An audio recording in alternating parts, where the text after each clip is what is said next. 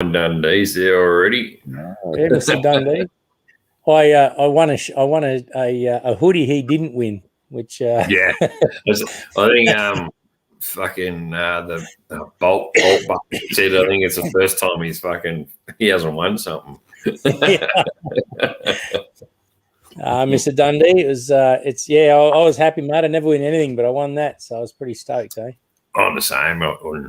I won $100 fucking gift card off TJ and Steph, and with that or the Dynamics, the fucking light mob. And yep. I'm trying to get the fork indicators that goes around your forks here on your wide. But the amount of questions and what you got, we need this. Do you need chrome ones? Do you need this? Do you need that? I think the gift card's probably expired by now because I just couldn't be fucked emailing it anymore. It's only $100 gift card that I never got anyway. So the way I see it, I didn't win nothing. So we got a few in here. We'll pop these up. You got Dundee, Bolt Bucket, Rob, and Big Bert. I love your logo, Bert. I'm glad you stuck with the Tassie Devil. Oh, no, it's great, that logo, isn't it? Yeah, good. I was trying to do some designs in that for him. I sent him one, but I'm glad and I had the Tassie Devil in it, and I'm glad he stuck with it. It made it look good. Mate, I might have to convince you to do mine. I've got to do something. It's got the photo of the bike's not good enough. Yeah, that's no drama. We've got to better edit that one. Fucking all these banners, I got work all this technology out, and then fucking you got to do all the other shit. And dyslexia kicks in when you try and fucking type shit. Mate, you're on fire. I'm amazed at you blokes that do this. I tell you who amazes me, mate. If you've watched his shows, Spike. That guy's a demon. Spike's really good. He's the one that sort of started me on the lives. He got me way back on his show fucking ages ago. And and he's the first live I went on, and it's way back when he was starting before he did his studio and everything. And there we go. Yeah, he got me on and just talked and all that. And then before he got big and did his studio and all that, and no, he's a good bloke. He's mad as a cut snake, but fucking he'll do anything for you. Mate, I do bacon and eggs on a Sunday morning with the kids. That's a bit of a ritual we have now if I'm not on a ride. And we have Spike going on the iPad out the back, it's bloody brilliant. Because it's good shows, good music too, expose my young kids to good music, which is great. No, exactly right. It's all the decent stuff. He uses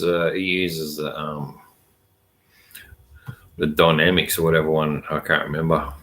I got onto that Artisan or whatever. Music, but it was a one-off payment of fucking $600 for 12 months, and I said, nah, I'll just shoot the gauntlet and keep doing what I'm doing.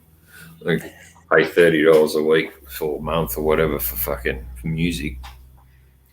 There, cool. Yeah. We got 6 in here.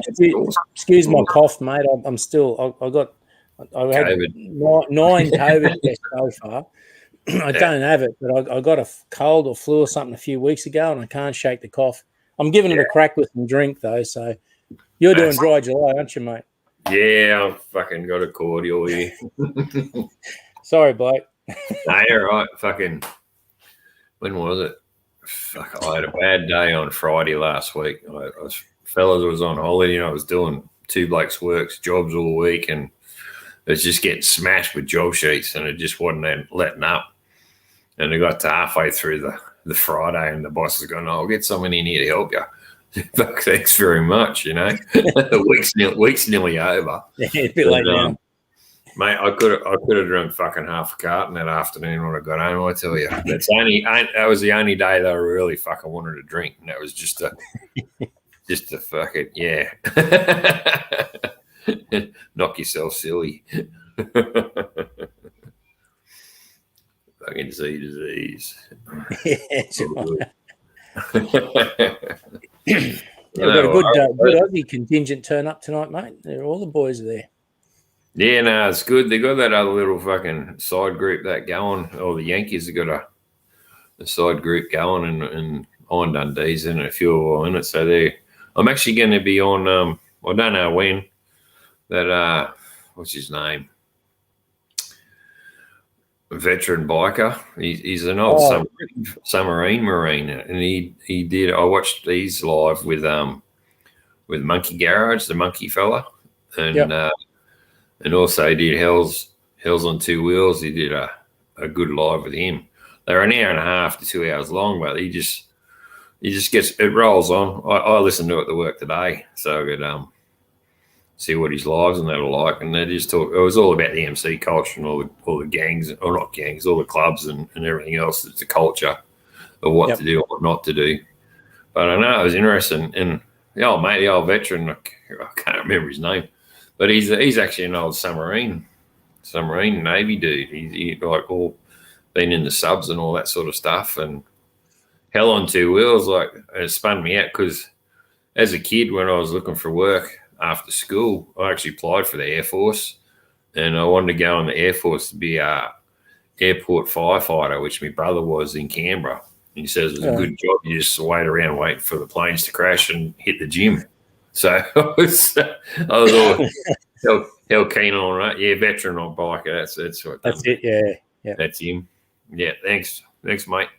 And he's got a couple of good lives on that. Chatting with Hell on Two Wheels, and that's what Hell on Two Wheels was in the Air Force. He was actually an airport fiery.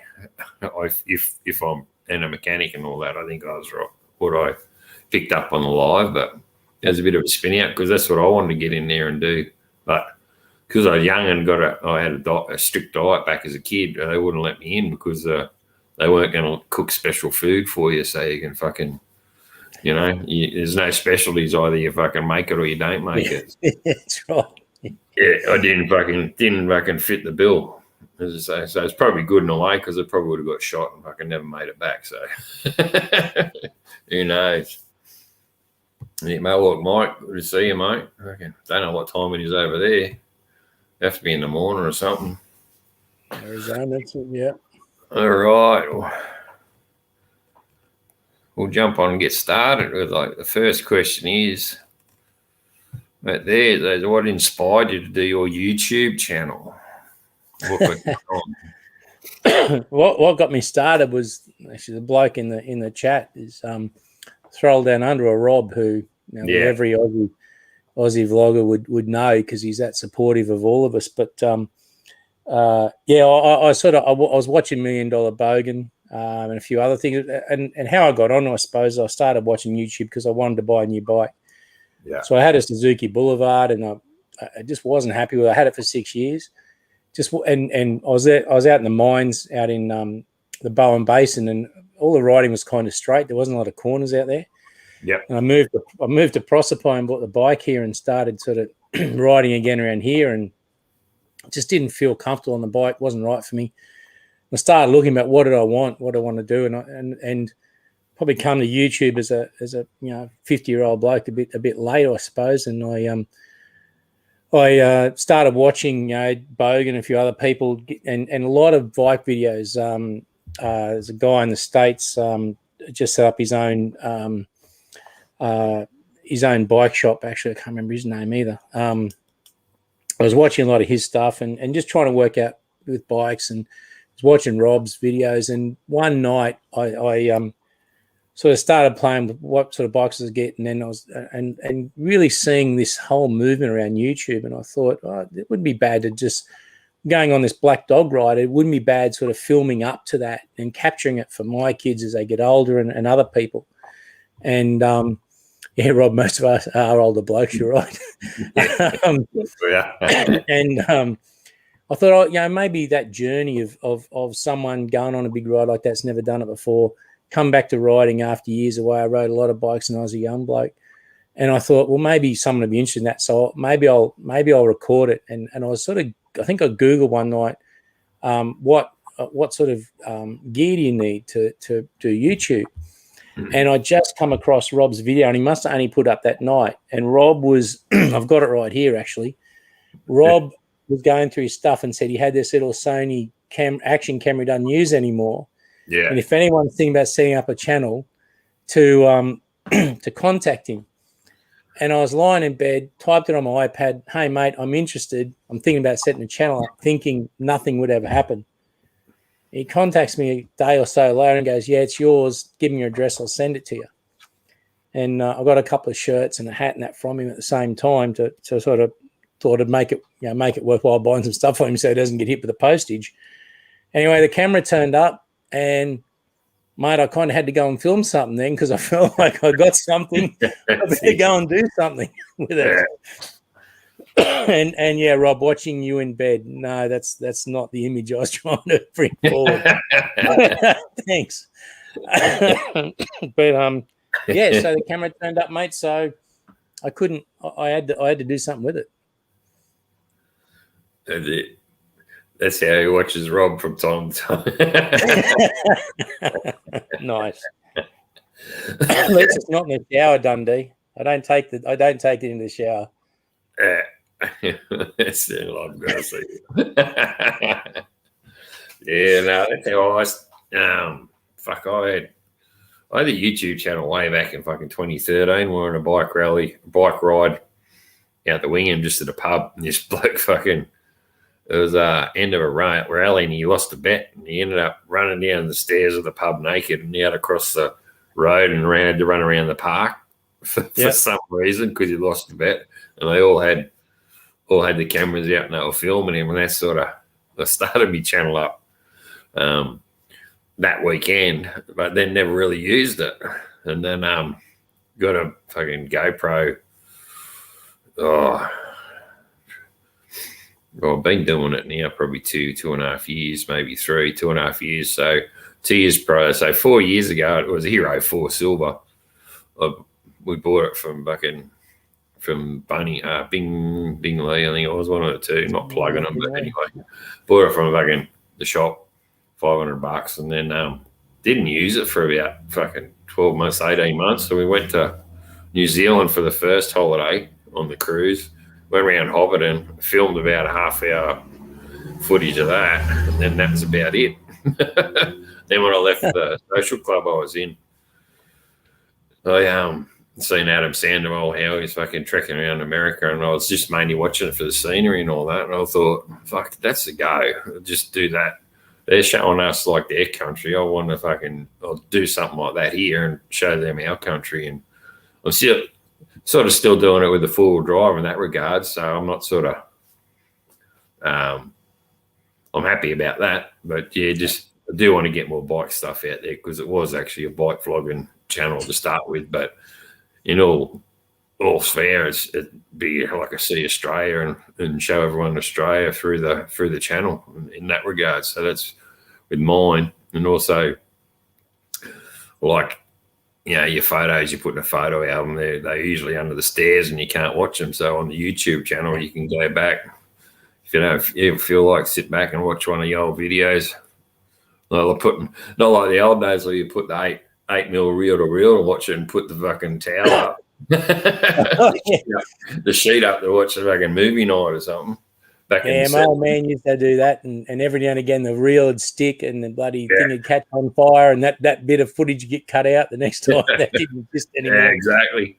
My brother rang up fucking about 3 weeks ago, probably a month ago now, and asked about the reel to reel. He goes, I think Dad said he had it, but he said he threw them out because we had old footage of old stock cars back in the 60s, like the Redix Trail shaped cars. And they had all the roll bars on the outside. They didn't have the roll bars inside. That's what the old stock cars were back in the day, all black and white. It's just fucking no sound, just going as you're watching it. You're watching these fucking just old footage and true live stuff. But I think the old man chucked it all out. He's not in a good place at the moment.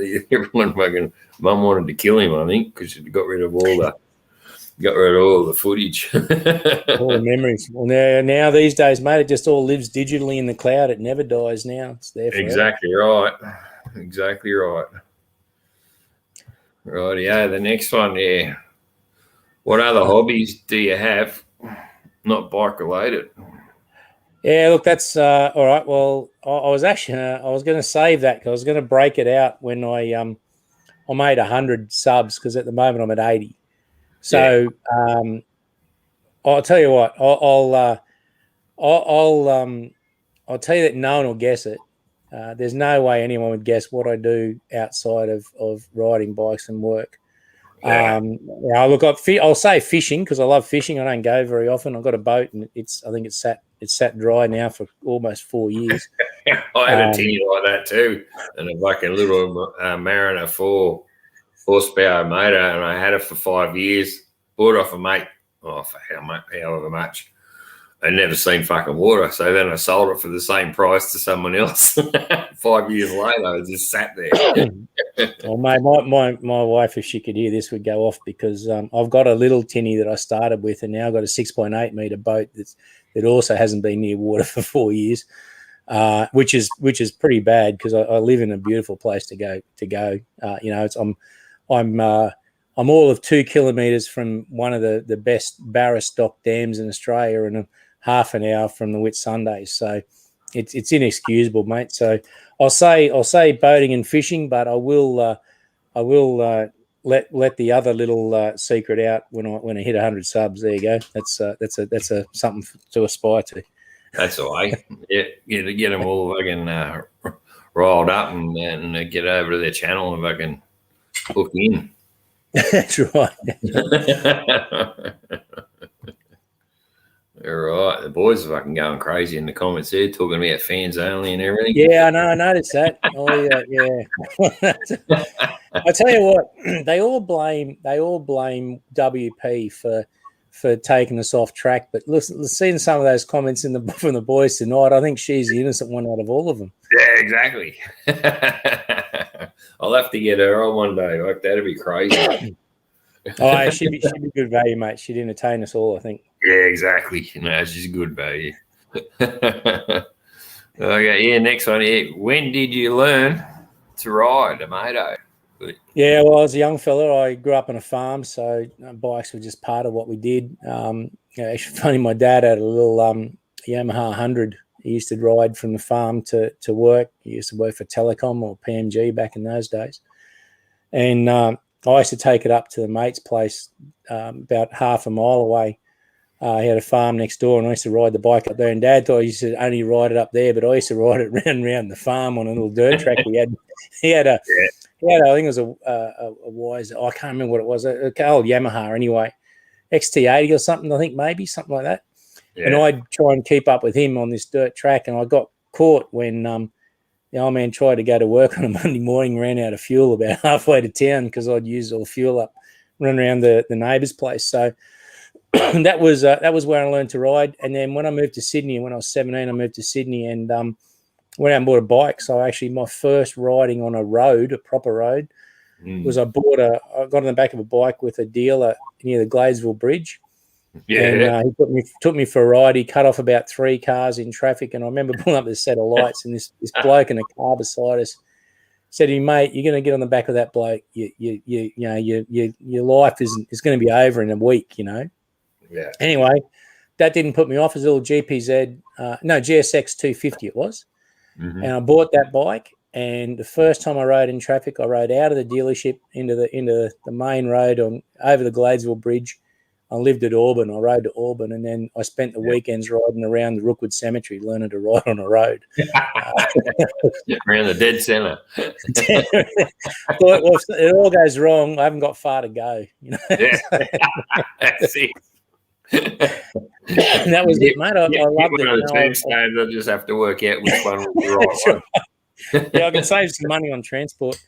But and look, I went to uni at Macquarie Uni, and I formed a group called the Macquarie University Motorcycle Society, or MUMS. Yeah. And the reason we did that was if you had a sporting club, you got a $10,000 donation from the uni. So you only had to have 50 people sign up. So there's easily 50 kids riding bikes.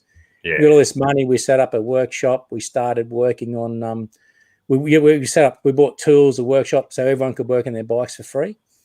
There was a couple of guys there who knew what they were doing, and the rest of the money went into the drinking fund, and we had a ball for a couple of years. Yes, to go.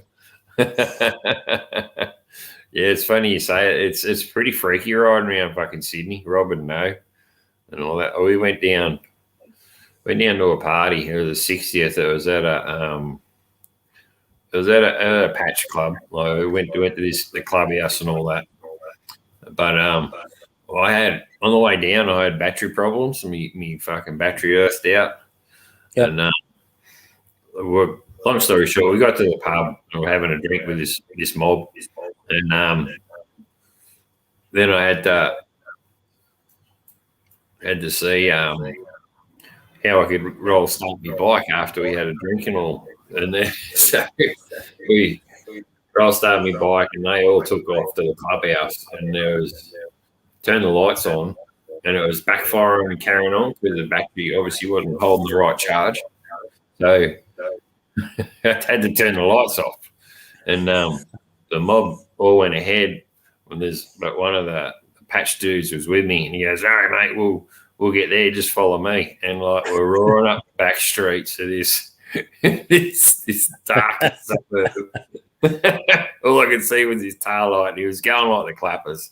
Then I'm thinking, well, I got no lights, so I can't see me fucking number plate. So I just fucking hooked in as well. And I'll tell you what an experience, just fucking roaring around these dark streets on 2 Harley. You could hear us coming, like we're fucking noisy as, racing lights to lights to lights. And he's pulled up and he's going, "Oh, it sounds good like this." Anyway, we've come around the corner and rolled up at the joint. And we're going, "Oh, we're here for the party, blah, blah, blah." And he goes, "Oh, are they back yet?" And they go, "No, they're not back yet." And then we turned around behind us. They were pulling in behind us. We actually raced we beat the mob back to the clubhouse.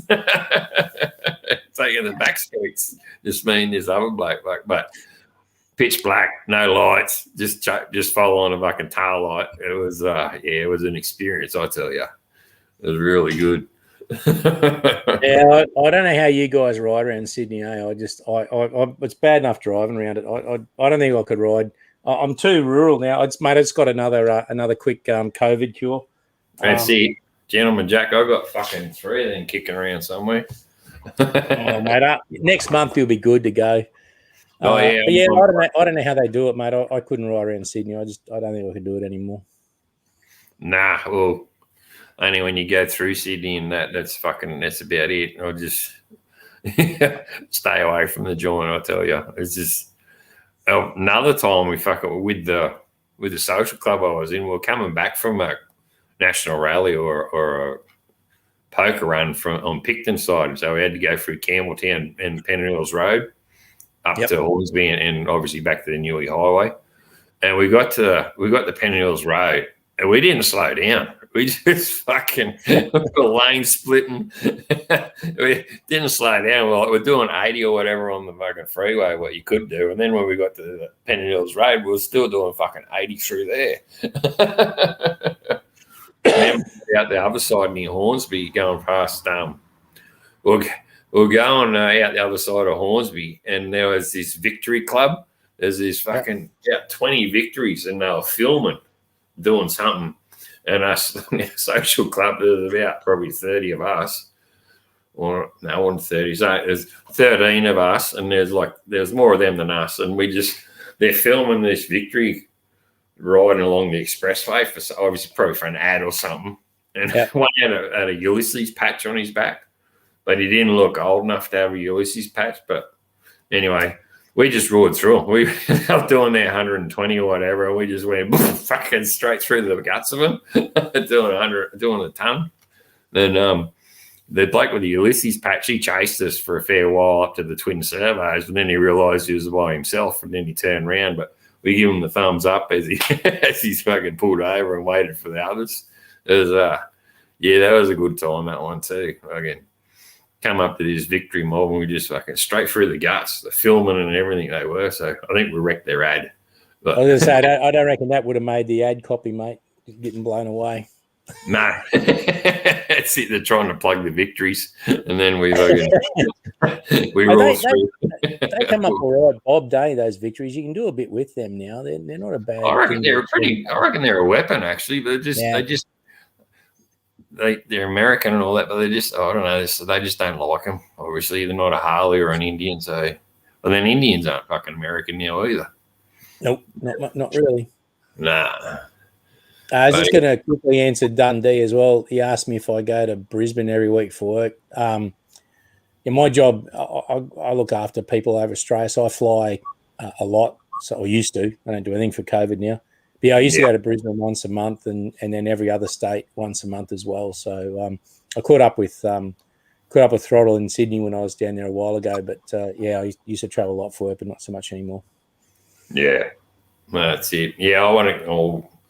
We're trying to plan to meet up, me and Rob, down for a weekend and whatnot, and have a beer and whatnot and a lunch. But fucking this COVID shit now, you don't know when it's going to be. Like, it's hard enough trying to organise this thing, and now we don't even know when we're going to fucking be stopped wearing masks. I know. Well, this Black Dog ride, they're making the decision to. Actually, I had a video. I didn't manage to upload it before tonight. I was going to tell people I was on with you, but. They had a meeting today to work out whether the Black Dog ride's going to go ahead because it was cancelled last year. Yeah, and they're going to announce it tomorrow. But I mean, I just the way Sydney is, and the fact that the rest of Australia sort of follows the Sydney lead. I am worried. That's the red one. Yeah. My brother and I were going on it, or are going on it. But man.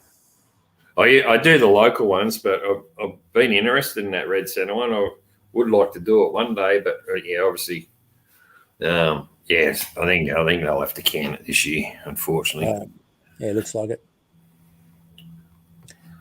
What's it Rob's got here? Smitty, when we can clear it. Halfway here, fucking oath. Newcastle. If you can make it to Newcastle's an hour and a half for me, hour and 40. Oh, let me know when that is. When I go to the meetings, I go to Toronto, and that's fucking just on 2 hours.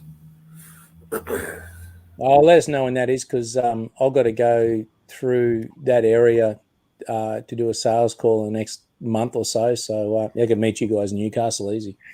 Oh, yeah, for sure. I'm in Taree in the mid-north coast, so even if you're fucking cruising through. Sweet.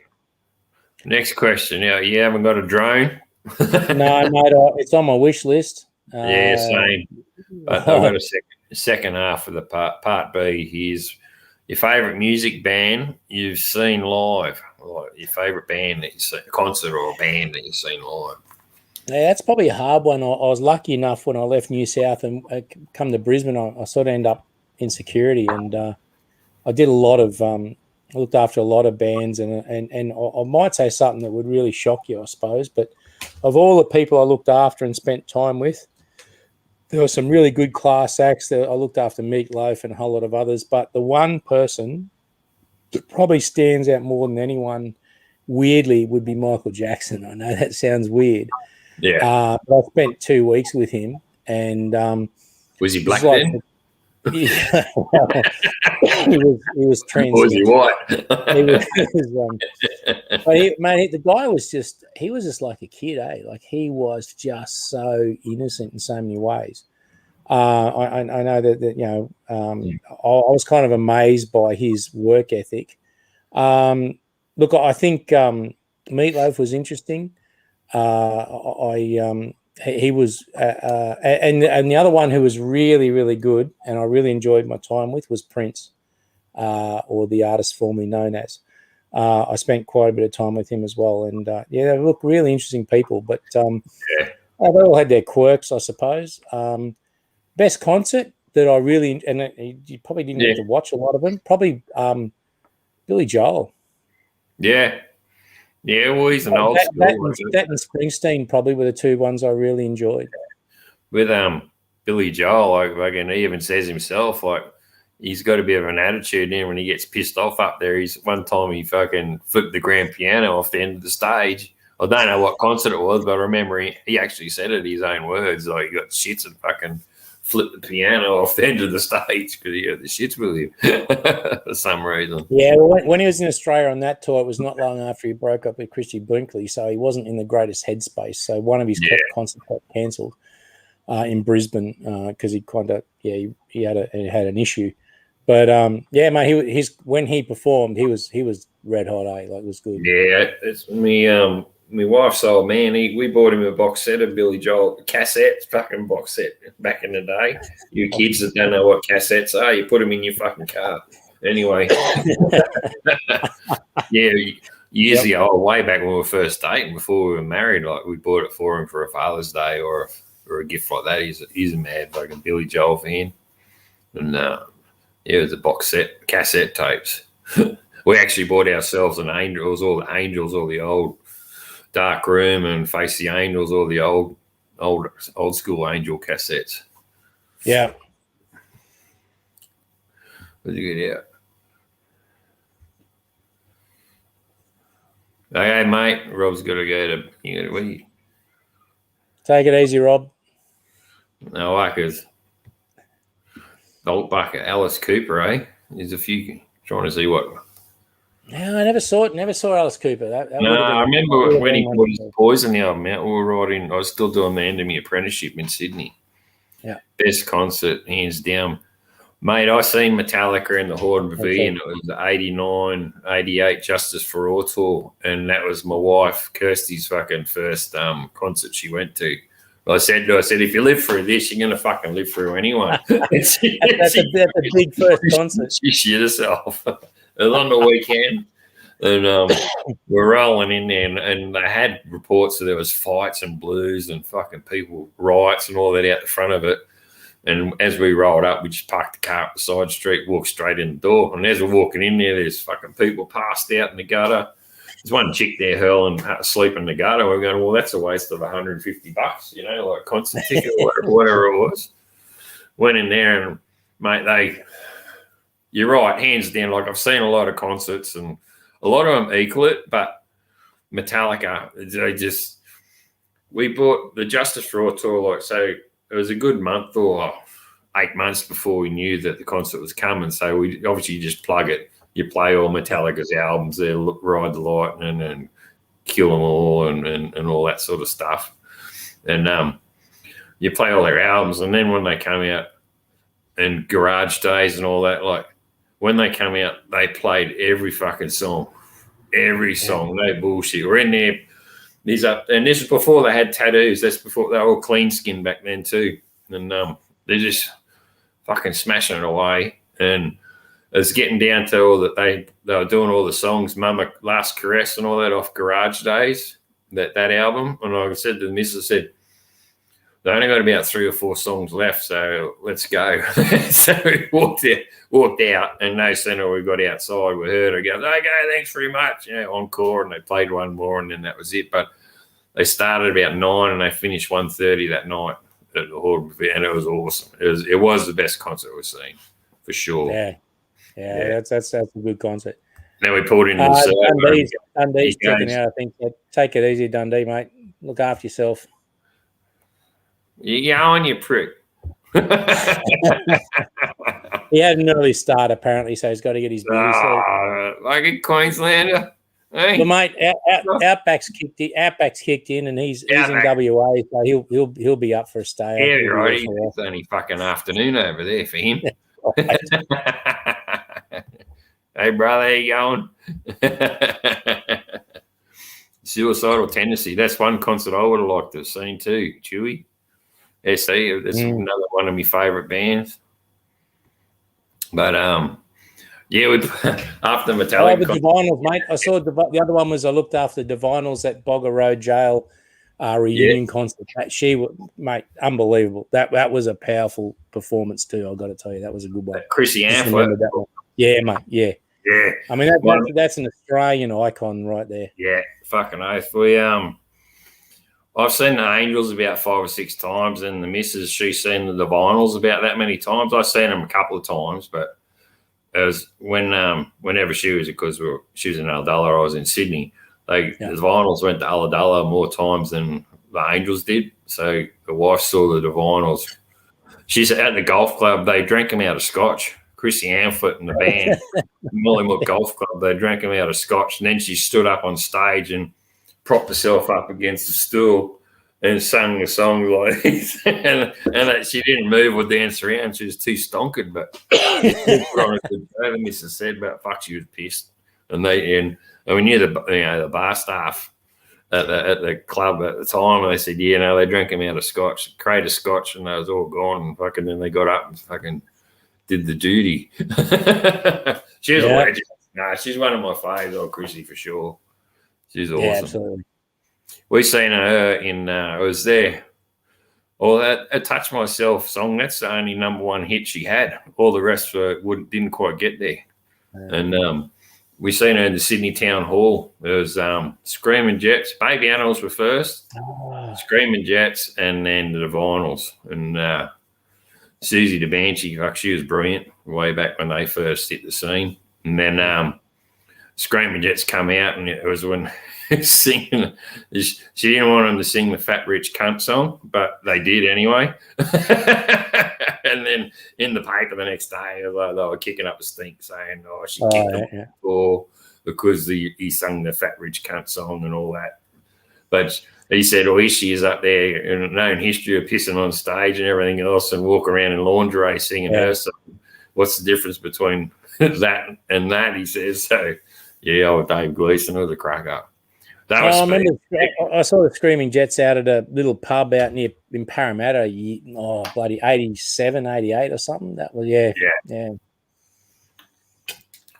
No, they were good. Yeah, they sort of been 92, 91 or 90, 91 around there. It was the end of my apprenticeship, and it was before we got married. So we got married in 92, something like that. So, yeah, it was around Chewy went to Midnight Oil Diesel and Dust tour when he was 13. That would be a tour to see when you're a young bloke. I remember when that tape came out. It would have been 87.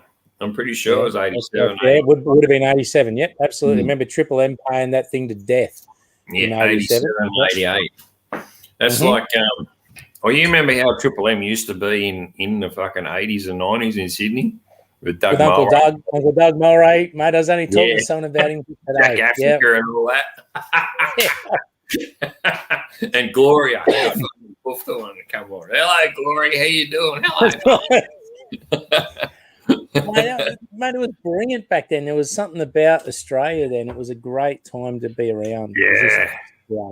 And the only radio station that sounds exactly like the Triple M now, not the new Triple M, they're all shit because it's just all football, but that Gold Coast Rebel Radio up there, I played on Rebel Radio. They play a lot of it's very similar to the old Triple M, and I listen to that quite a bit through me speaker at work and through my phone, Bluetooth and it. But yeah, that's a good radio station. Was his name? Matt Garrett. Vividly, you wouldn't remember too much, I don't think. He can't profess to remember too much of it once he went into politics, mate. Could he really? He couldn't. Yeah, exactly. He wants to never inhaled. He wants to forget. He never inhaled at any time. Wants to forget all about the Bradford Bats. Yeah. Oh yeah, that was an adventure. Too early, anyway. All right, next one. What we got there? This is good. I love this one. This is awesome. Tell us something mischievous about yourself that your oldies don't know about. Or still what you did as a kid.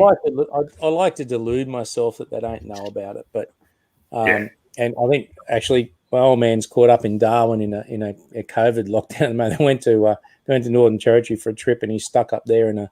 So my brother's with him, and I'm worried my brother's on this feed. So, but anyway, I don't know if they know about it. But when I grew up in a small country town. I went to a Marsh Brothers school when I was younger, and for some reason, I was a kid who they chose to get all of the money to go to the shop at lunchtime to buy cigarettes because we used to smoke underneath the stairs at school. There was a storage shed underneath near the tech services department, and anyway, so I was the one who used to duck downtown to buy smokes for all of the kids when I was probably year 5 or something like that. Yeah. And I don't know if they ever found out, but being a small country town, I'm pretty sure that Mum knew the woman that sold me the smokes. I had this really good, smart letter typed up from my teacher telling them that I'm there buying smokes for the teacher. You know, pack of Winnie Blues, pack of Winnie Reds, and a pack of Port Royale tobacco and rollies. I don't know the one teacher that would smoke that combination, but anyway, we were criminal masterminds, mate, and I think to this day I got away with it. Yeah, that's a go. You think they wouldn't have gotten onto it like in your Winnie Blues, Winnie Red, Rollies, and all that, and you're all buying that at the same time? That's actually going to fucking. I had a fair bit of money in my pocket, mate. I'd every kid's bloody lunch money for a week all stored together to go and get it. Exactly. But I think no one cared back then either, mate. You know, I mean, we're talking 1980 or whatever it was. I mean, people. I remember fucking even earlier when I was a kid in primary school. Back in the day, you'd buy the bottles and you'd send the bottles in, and they get 10 cents for every bottle that you took back. And then you can go and buy another drink. Yep. But then they put it out the back in the crates. So then we'd run around the back of the store and pull the fucking bottles out of the crate and then run it back in to go get another drink. But then they end up marking their bottles, and we got busted one time because they say, "Look, you give this one back," because they end up putting a test on it or something. But we still would have done that. You got CSI'd, mate. Yeah, that's it. You always exploit it till we fucking can't do it no more. Then you just try and pick something else. Yeah, exactly. Smoking in the boys' room. That's a good song, Motley Crue. Yeah, it's a good song. I don't know. Were they the original? I don't think they were original singers. I think it's an old song done up.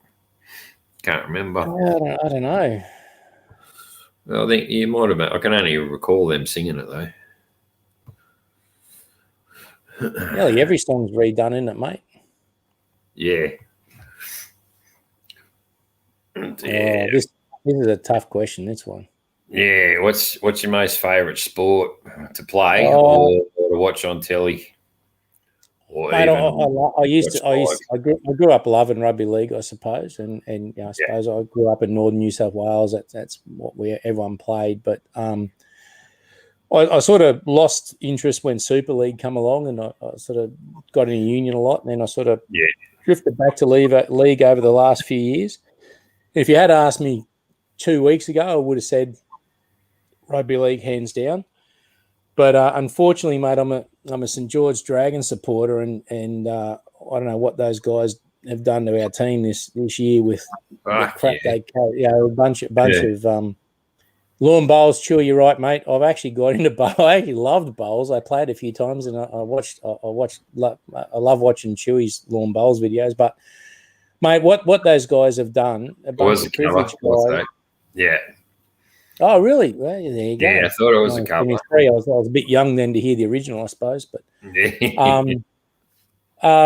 what those bunch of privileged guys have done, guys that, you know, league was a working class, an honest man. Oh, fuck you. Oh, Bryce, back in the day, they go to work and then go on the weekend, well, you know? Exactly, mate. Blokes that had proper jobs and played league because they loved it. You got a bunch of guys that are getting paid millions of dollars now. Maybe not all of them, but few of them. How to fucking behave, yeah.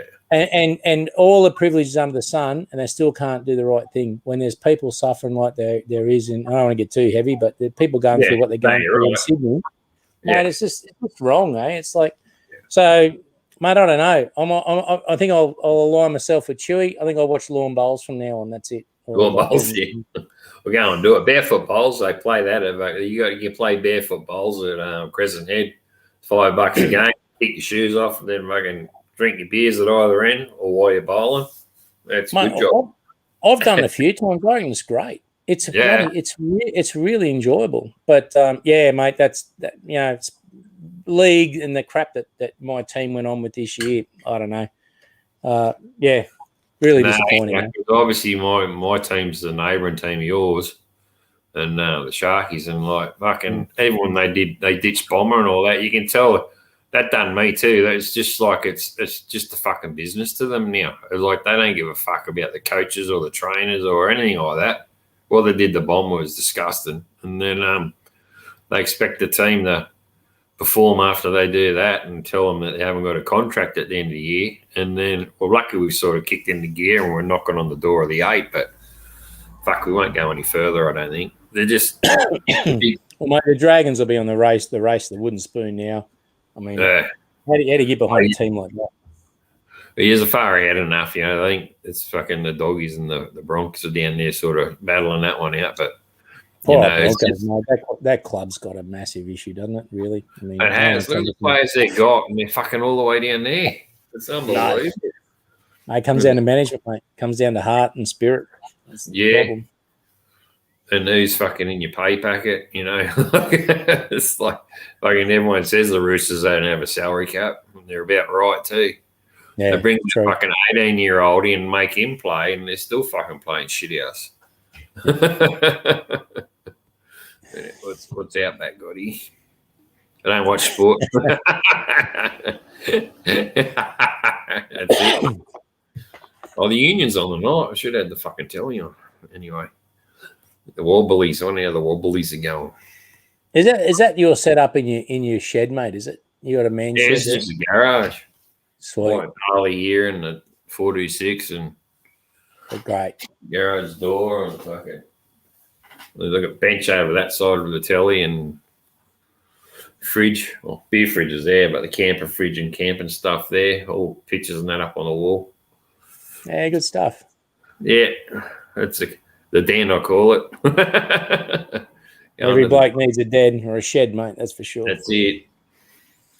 All right. Oh, yeah. Next one, eh? Oh, yeah. What celebrity? Okay, what celebrity does it for you? The one you want to kick out of bed if she farted. Oh, gee, that's tough, eh? Particularly given the other half might watch the feed at some stage. I can't wait till someone does this a reverse on you, mate. That'd be a good idea. Look, I suppose embarrassingly enough, back from when my childhood, I suppose the singing budgie, young Kylie, was a big element for me many years ago. These days, Sophie Monk. Sophie Monk, yeah. Maybe Sophie Monk. Well, back in the days, like you said, he said like Kylie. Wasn't Kylie, but I didn't mind Madonna when I was at school when she fucking come onto the scene. You know, young horny fucking teenager. You see her prancing around like that. You go, oh yeah, she's a bit all right. Mate, I can tell you a story about Madonna. I've heard her legs on either side of my head, my shoulders. Yeah, which way is she facing? Well, I was facing the crowd in the mosh pit. And she sat down on the stage and threw her legs over my shoulders and then clamped down so I couldn't turn around. But that's a true story. That was in that was Brisbane. I think QE2 Stadium. I think that her concert was, and that was. Tropical Oz doing the wrestling move with Madonna. There you go. That's one claim to fame. Claim to fame. Yeah, look, mate. I don't know, mate. To be honest, most of the celebrities these days just give me the shits. I hear. I guess mine's always been Sandra Bullock and that fucking Mexican chick. And, Sandra Bullock. Yeah. I see that. It's just probably dark hair. They've got more brains, I think. Blondes are a bit stupid. My opinion. Yeah, I go for the well, that's why you look for the imitation dumbness, mate. You look for the dyed blonde, suicide blonde.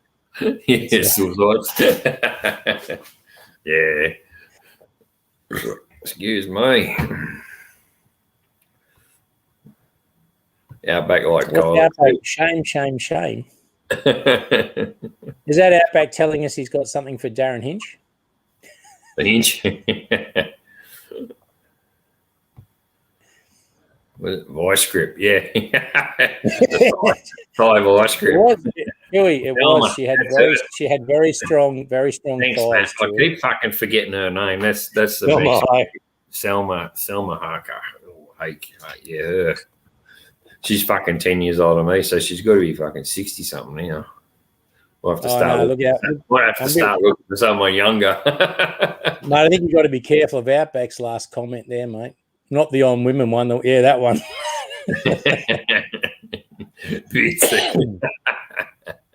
And Bolt's pulled Ryan Reynolds out, but Ryan Reynolds is on Bolt's. I think he's doing that because fucking that Proposal movie with Sandra Bullock, Ryan Reynolds got into her. I mean, did the movie with her. All right, next one. Yeah. What's your poison? I switch a lot, mate. I mean, obviously tonight it's the old Gentleman Jack.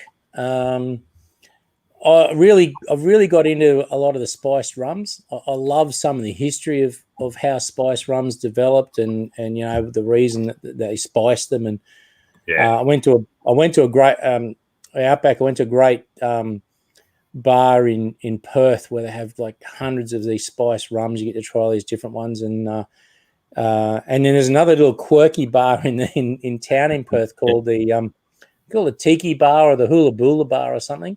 They got a heap there as well. You feel like you're in tropical Queensland when you're there. It's all done up like a bloody shack on the beach, right in the heart of Perth. Brilliant little joint. Yeah. I hope it's still open. I hope it survived COVID. But look, I enjoy all the different spice rums, and then used to be a Scotch band, but changed. Love a beer after mowing the lawn on a hot day. Can't beat a beer when you work hard. Yeah, but mate, I don't limit myself. I enjoy. I try and sample the field.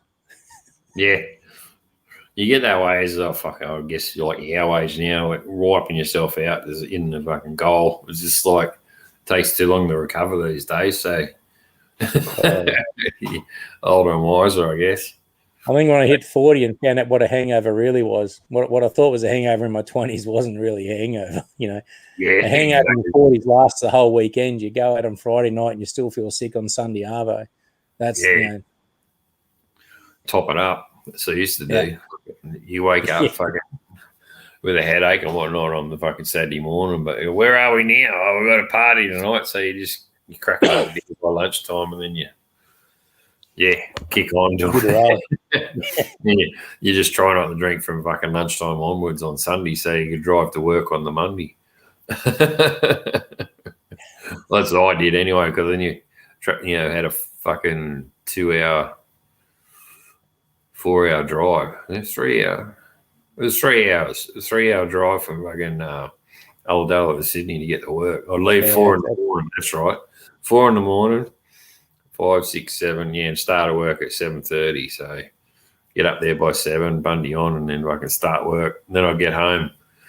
Where I bought it, I stayed at Maroubra near Sands Hotel, Broome Street, South Maroubra, and then I was all over, but that was the main one. And I'd be asleep by fucking 5:30, snoring. No one rang me Monday night because I wouldn't fucking answer the phone. I wouldn't answer. I just sleep on the lounge or I'd get into bed. I'll say to Chewy, he's put in 7 of 9 from Star Trek, and I actually wrote, because I did a bit of prep for this, mate. I watched a few of these before to see what questions you might ask. Yeah. She was one I wrote down and I forgot to bring up, but you're right, 7 of 9 of Star Trek is probably there's something special there. Yeah, Bolt, I reckon Spock's all right. Oh. I'm worried about you, Bolt. I now know why your sub count jumps up so quick. Then he reckons Martha Stewart. Then he's got anything. So she served time, didn't she, Martha Stewart? She did time in the States. Yeah, I can't even fucking remember who she is. Martha Stewart. I think she's a cooking woman. She was a chef. Oh, yeah.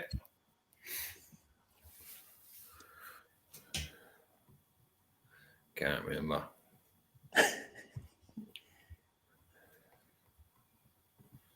Next. Oh, yeah, the next one's pretty standard. What's your fucking favourite hangover brekkie or Favourite Sunday brekkie. Yeah, probably covered that. Did the old bacon and egg fry up with the fam. So yeah, that's probably our time to chill out together. I mean, I enjoy early morning rides, so every now and then I miss it. But we sort of do a really late breakfast on Sunday morning. I cook all the bacon, eggs on the barbecue, and family sits around outside on the back deck, and that's pretty much it. I've been waiting for a back deck for fucking 20 years. I just haven't got around to building it. Mate, I only got one because I bought a house with one. Yeah, that's what I should have done too. Well, the first house had everything. It was good. And then we moved up here and got this one. It had potential, but I just fucking never had the money to do it, so we haven't done it. Money and time's hard, eh? Like it's not easy to get the time, and if you got the time, it's not easy to get the money. It's tough, you know. And now, like our age, like when you got the time, you want to be out fucking enjoying life, other than fucking working on the backyard and doing other shit. So you want to be out driving and cruising and enjoying the fucking country. That's all we do. Anyway, whenever it's fucking nice and sunny, we jump in the car and go. Like the last video I did at the creek, and that was just last Sunday. And knock them one. I'm trying to knock them ones up pretty quick because I know I've got to get around to doing rides and that again, and also me pub reviews when they all COVID shit clears up a bit. But mainly do rides and still all me four-wheel drive editing and that I've got to do, and my music videos and all that as well. I've got plenty of songs there in the bank. Just got to get the footage and all that happening. But main thing is I do want to get is fucking this 426 going in the scrub. But there's too many Forbies and wankers in the bush at the moment, so you don't want to run into one. True. Hey, mate, I must have the best wife in the world. She's bought me in a fresh glass with a fresh ice. Oh, how good's that? Hey? Got it sorted. You can't be better looked after than that, can you, really? Nah, she's a keeper.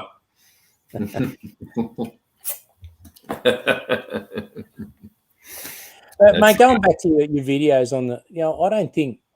Do you think you have to limit yourself to a subject? I mean, I think people it's good to see people do something different, four-wheel drive. Like, I think you have to stick to the bikes. It's good to see, and I think you're right too. I mean, for the guys overseas, they love seeing our country. They just love seeing the type of place we live in because it is really different. I love watching their stuff. I watch a bunch of guys over there on YouTube who go and visit old cemeteries and stuff, and that stuff it's interesting. See you later, Bolt. I don't think you have to keep it to. I know a lot of vloggers. That's all they target is riding bikes, and to me, there's so many out there like that. You just jump on them and they're on their bike on the helmet, looking at the road and talking, and then that's it. But like I really enjoyed your fucking bike race on the beach. That was awesome. Like I enjoyed that immensely because we have a rattle trap here, and we missed it the weekend that they had it here this year, but it was called off last year because of COVID, and it's been going on probably last 6 years, and I haven't seen one yet. But they race the old vintage cars and the pre-40s motorbikes on the beach at Crowdy Head, just straight drag, 8th mile or something, but. They get out there and do it over a weekend, and there's all the old rat rods and fucking old vintage cars and the old, it was pre-40s or pre-50s fucking motorcycles, and they're all dragging, doing the 8th mile on the beach, and it's that stuff I really enjoy. But even that the quads that you filmed, like that bloke that was out in front, geez, he could ride. You could just tell. I was a bit disorganised. I'd never been to that thing before, and I was a bit disorganised. And next year I'm going to do it different. I'm going to set up early and get a really good spot. And I didn't use a GoPro as well. I should have zoomed in on the GoPro. I tried to do a digital zoom, so that's why some of the footage is a bit crap. But, mate, that I didn't realise that's a local event here. That's been going for 93 years on that beach. Yeah, wow. That's amazing. That's history right there, Yeah. So exactly. I want to contact the organisers next year and try and get some decent access, and because I mean that's just interesting stuff, Yeah, but I've thoroughly enjoyed it. Like, and no, it's just fucking watching bike, but that's what I grew up. I grew up watching motocross and speedway, and that's just like going back to the speedway and watching them race on the beach. That was awesome. There should be more of it, I reckon. But all the fucking greenies, you can't drive on the beach because you're fucking going to ruin the turn fouls and all this shit. But you don't see the fucking birds anyway,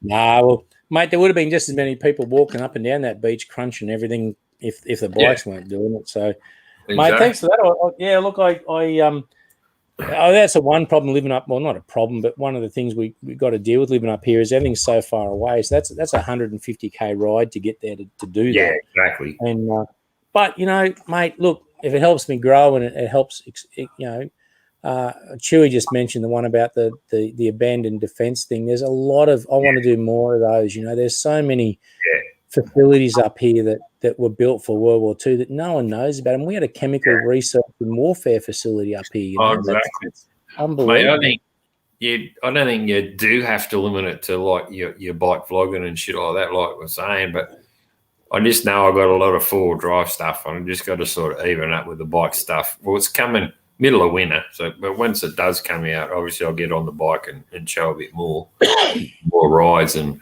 like yourself, like the Black Dog ride. That's the main one on mine, and anything to do with the suicide or the Black Dog or anything like that, and Barker, Bikers Against Child Abuse and shit like that. It's just that's what I'm following. So, but in saying that, like showing the country and where we go, I just got to get out and do it because the ride the drive that I'm sort of fucking done the first part, still got the other parts to do.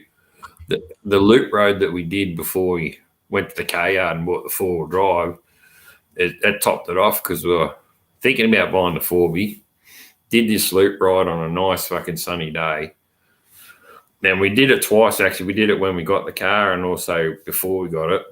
And I'm putting all the footage together so I don't have two videos the same. So I'm just cramming it all together in different parts. But we go to a lookout and you look over the valley, and then we go to another part. There's another lookout of a mountain. It's called Big Nelly, which is the reason we called the car Nelly. And it's a volcanic plug of the mountain. And a mate of mine's got a channel and he's got drone footage of that, and he said I could use it and all that as well. So marrying that together to get that one done. Then after that, when we got the 4-wheel drive, we did a maiden drive in it, and we went up to another lookout at Coomboyne Rock and down to Rawlings Waterfall, and the footage that I got there as well, it's better than the stuff I've got already. I just got to get around to doing it, But in saying that, whenever it's fine, we're going 4-wheel drive, and that's why I'm trying to do these little short ones to keep everyone interested, as well as getting the big rides and all that, and the camping tripping and the camping on it as well. Because also, Easter time I went to Wee Jasper with my family, my brothers and my old man, and we're at Wee Jasper again, where the previous one I did, the dam was only 30% full. This one we went, it's greener, and the dam was 20% from full. So it's completely different. But you got the drought perspective, and then you got what it looks like when it's full, which is at Easter time. And with that one, I'm trying to work out my fucking 360 camera. I put it on the car going down into it, but the editing, editing's a fucking nightmare. I think they're more trouble than they're worth, the 360s. I really do. But yeah, mate, I love some of the stuff they produce, but I wondered. I mean, I struggle. I made a mistake, mate. I started releasing videos as soon as I made them, so I don't have a store. So I'm really hand to mouth. Like if I don't go for a ride this weekend, I don't have anything to put up this week.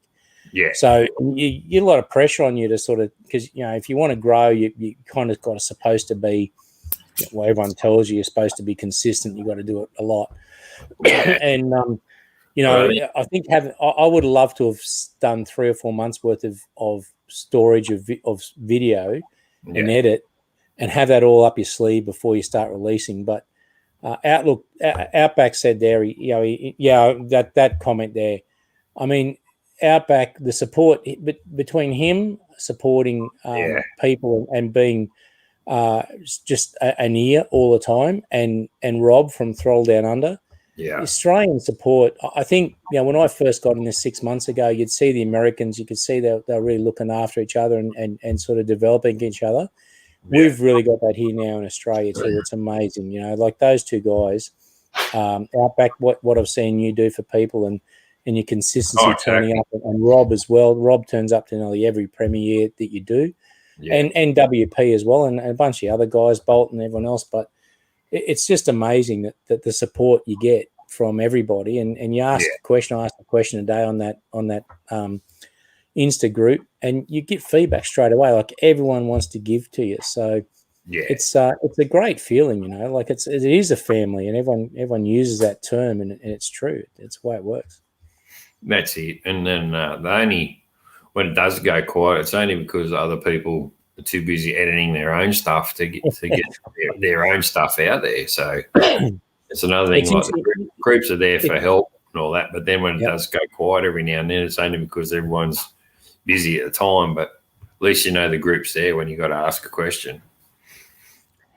Yeah, well, that's right. And mate, so you're saying the 360, just the amount of editing with that is a nightmare.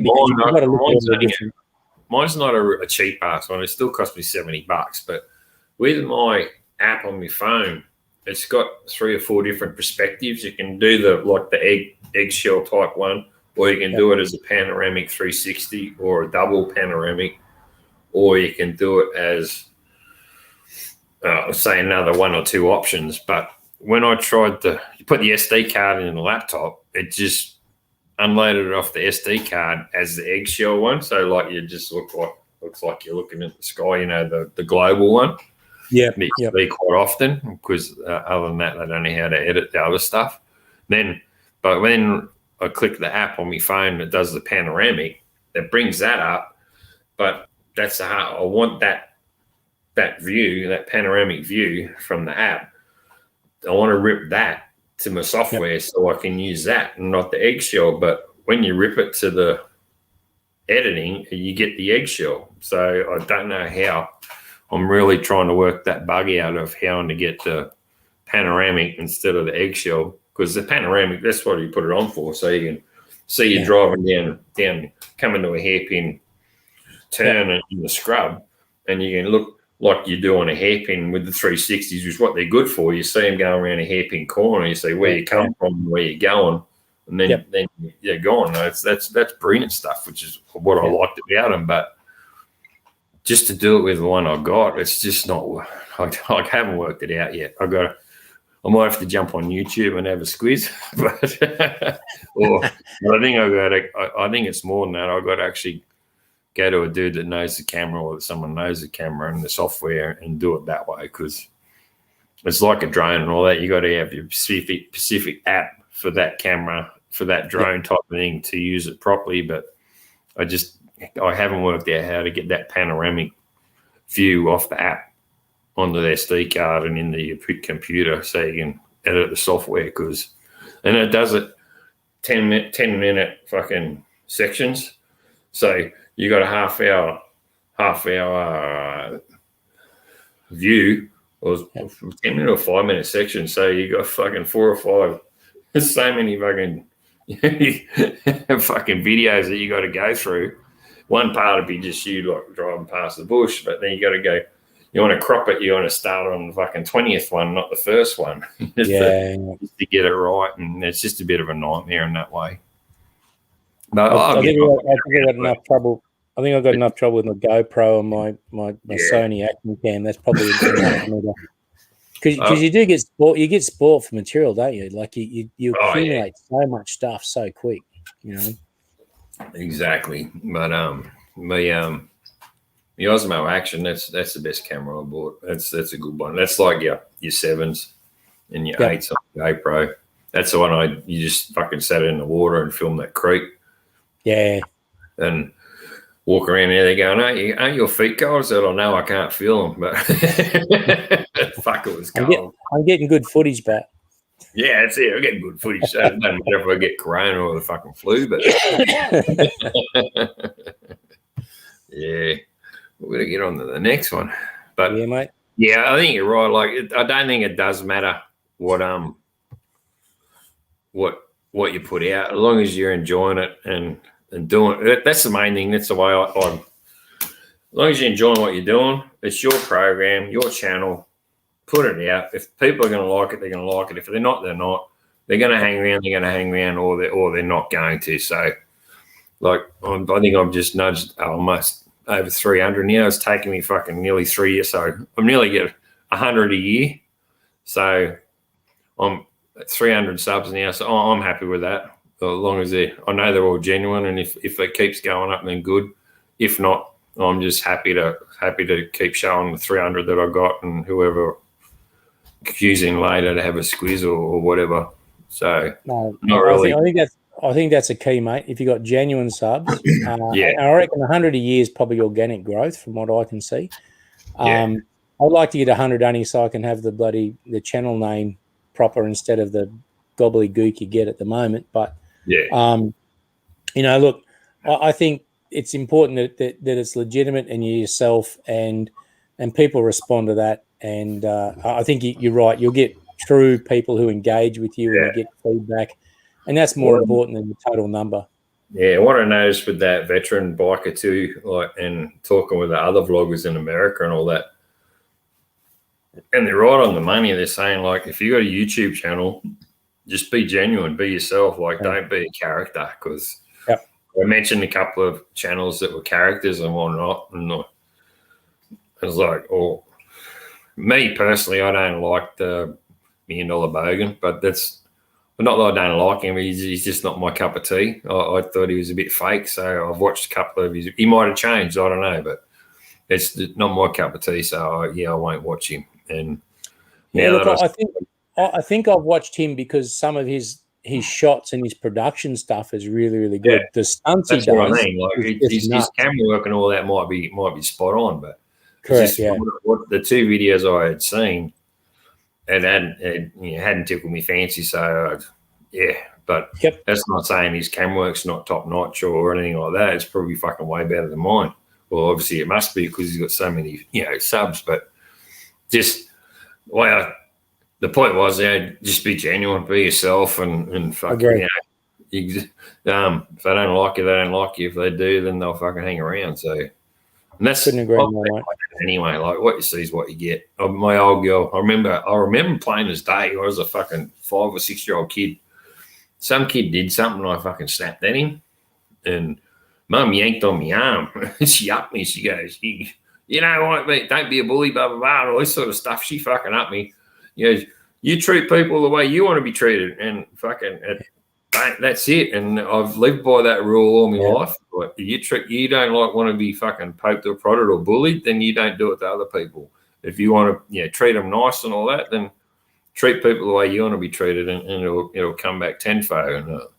And I've just lived my life like that. Honestly, all I have, and it's just the way it's been going, and the way I do it. So. Yeah, that's true, Oz, as well. And I think what Outback said about him doing the Big Brother stuff has probably gone too far as well. I agree. Yeah, exactly. Well, that sort of, put the nail on the last nail in the coffin with me. Like, seeing how he is on that is like, I know it's a game and everything is just all put on and whatnot, and being put on, that's not my cup of tea. So, mate, I don't know if he realizes it, but he's become the product. Like, I think when you've got a YouTube channel, you can you've got a connection with people, but when you're manipulated by money behind the scenes and all the other stuff, you end up just being the product. You are a tool for someone else to use, and that's probably not what most of us are about. I don't think. Nah, exactly. But good luck to him. Like, he's got money. He's doing what he's doing, but. That's him. That's not us, and like I said, though, that's not to say like he hasn't got good videos. Like saying his editing and his camera work, be fucking top notch type of thing. But I was actually a bit surprised, mate. I was a bit surprised to find out he admitted the other day that someone else does all his editing for him, so he just captures all the footage. So I think once you get to that. once you get to that level, I don't know how much it is your channel anymore because it's all in the edit, right? What you edit is what people see. They don't see the rest of it. Well, that's just virtually sort of come. Yeah, it's turned into a show type thing, really. And Yep. Yeah. Right now, we'll go to the next one. Number 10. Tattoos. Yeah, look, I got this one here, which is probably a bit hard to see, but that's all my kids' names. It's a shield with a sword behind it, and the kids' names around it because I always saw myself as a protector of my kids. Mm-hmm. I don't have a lot of other, but I've got. It's only because when I start, I'm going to become obsessed. Like I've done all this research on a lot of South Pacific and old sailor tattoos, like the spiced rum bit. That whole history of the guys sailing around the world and getting tattoos to mark when they did different parts of the journey. There's so much history around some of the old tattoos. One of the rums I drink, the old Sailor Jerry's, is named after a famous tattooist in Hawaii. And mate, I just think there's so much history in tattooing that when I choose a piece, I want it to mean something to me, and I want it probably to mark a different part of my life as I go through life. I want. They will grow, but each one's got to be right, and it's got to be the right time. Yeah, exactly. No, all mine have a meaning. I'm not one for going in. I'll give us that type of thing. Like mine have been all designed and drawn up. Like that one there goes. They say, wise. You can't fucking see it. The Blink 182. Oh yeah.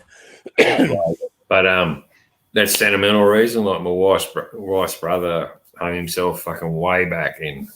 He was 27, way back in 2003.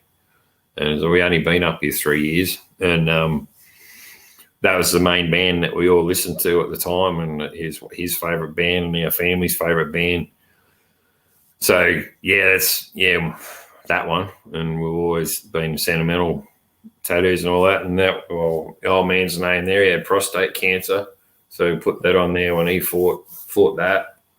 That's sort of done me half sleeve and me wash. And then my kids' names around my ankle. And my first one was a wild pig busting out of my shoulder blade. And I do want to make this one my shoulder, Predator or something, some sort of Scully. Or I thought of a fucking Viking, but I think everything was sort of gone Vikings these days. So I did like the old Predator without the Predator mask on, just how he had his face and his teeth. And I've got a plan for that. You just got to find the tattooist again to do it.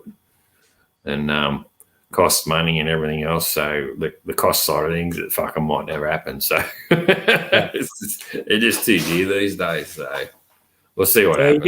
You got to pay good money for a good tattooist, right? Unfortunately. Oh, exactly. Well, not unfortunately. I mean, it's paying a guy for his art, which is well worth. And that's right. And it's more of these days seeing people that haven't got tattoos. Like I said, like Road Rash, he hadn't got any tattoos, but he told us in the other live when I was talking to him and Scouse that he said he's actually got a clone. There's a double of him that looks exactly like him, but what stopped him from getting locked up is this other dude had tattoos on his arms, and it's the only way they could tell him apart. So he said, I'm not getting tattoos on my arms because this other bloke was getting arrested and break-ins and doing all this other stuff. And the cops and everything else were lining him up because they thought it was him, but then they realised, he's the bloke without the tattoos. So it sort of saved him in that regard. That was his story when he did that question. So, it works both ways. That why I haven't got a tattoo, or if you got tattoos, it's just a rare thing now these days that not many people have tattoos. Usually they've all got something. Number 11. That was 10, 11. Yep. What's your favourite thing to do yourself? Like, I can only read it again.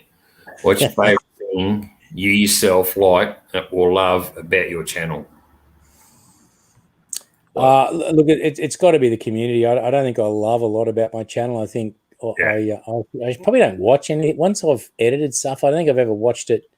I've watched it through once before I upload it to make sure there's no complete stuff ups in it. Yeah.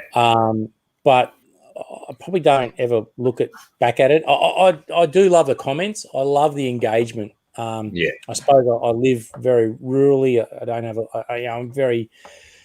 People probably wouldn't believe it, but I'm a very I'm very shy, sort of internal person, but the comments you get and the feedback you get, and the people you meet all around the world, it's amazing. There's a lot of people that you sort of talk to around the world that you would never normally get to talk to and experience a conversation with, and there's a lot of American vloggers that sort of comment on what I do and talk to me, and I think one of my biggest videos so far was just the one where I was really stuck for. I couldn't get out on a ride, and it was a Wednesday, and I thought I had to put something up. So I just started a conversation around people returning to riding and some of the stats that I'd read over the weekend in the paper about, people returning, the number of motorcycle fatalities in Queensland, and that reverberated with people. So many people had a comment about, when you come back to riding, you should do a stay upright course, or blah blah blah, and the conversations that come out were really good, and I think that's what I enjoy about the channel. You get to talk to people you probably wouldn't normally talk to, like doing this, mate. How do I ever get to talk to you, Smitty, and have a chat about history and where we grew up and what we did? Wouldn't happen otherwise. And that's why I've chosen these questions too. Like thought it hard about it. I didn't want to do lives like fucking how everyone else just sits there and waits and talks dribble. It's not, they have a laugh and everything, but just. I wanted to be more, the questions to be spontaneous like they are, like what's the next question going to be and what's it going to be about and things like that, and I'll mix it up. It's like that Dark Rose when I do eventually get her on. She's just so hard to get hold of, the clairvoyant thing, Chicky. But I've obviously, because she's not a vlogger, I've changed the questions for hers too. So when I do actually interview her, it'd be all more about when did you know she had a gift, or when did you realise you had your gift, and what's it like, and things like that, because we can't communicate about that because we don't have it. But I reckon it'd be pretty hard. You're trying to sleep and they're fucking trying to wake you up and tell you what's going on. Like I do believe in all that shit. It's just because I know we went to a clairvoyant and Scotty actually come through because something happened that day at work. And the boss and the foreman ganged up on me and gave me a written warning. This is years ago. And Mrs. went to a clairvoyant and recorded it with a tape. And when she said, how was your fucking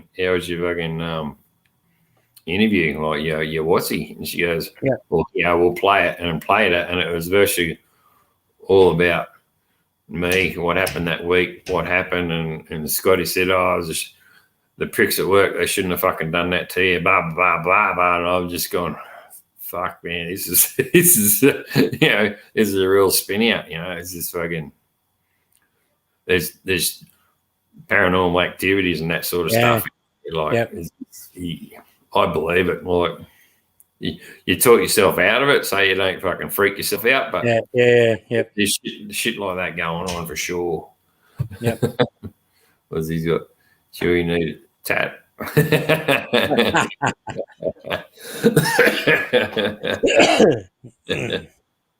that's spun out because what happened that day, and then she come home with the tape and had that on there. I was like, fuck, wow, it's a bit, get out, how you get on. So I'm pretty keen to get her on. She's keen for it. She's very shy. Because she's never done a live before, but she's very keen to. Because I've been talking about it for so long, she's very keen to do it. So you just got to. She's in Florida, I think. So the time difference is really hard to get. Hard to get, especially that does make it harder. Yeah, but no, she's good too. Like, she does a lot of crimes. Like, if someone's died and all that, she'll say she had a dream and she'll tell you, oh, this might happen and such, and she does the cards and right into it, all that stuff. Anyway, next one, number 12. What's the main thing to do on your bucket list? I've traveled around Australia a lot. and I love traveling in Australia, but I would love to travel a bit more overseas. I think there's a few places from an ancient history perspective I'd love to see. I think I'd love to do Route 66 on a bike. I think that would be an amazing experience just for the history of that area and what it means and the iconic, what it all is. So probably that's a big one for me is probably Route 66. Yeah. Yeah, definitely like to get to America sometime. Like so many bloggers and friends over there that you got now that you want to go and see. Now, before it wasn't on my list, I must admit, like, I was like, oh, yeah, I'd like to go see the West Coast because, we're fucking that fucking gay fella crashed his Porsche, James Dean, down the West Coast.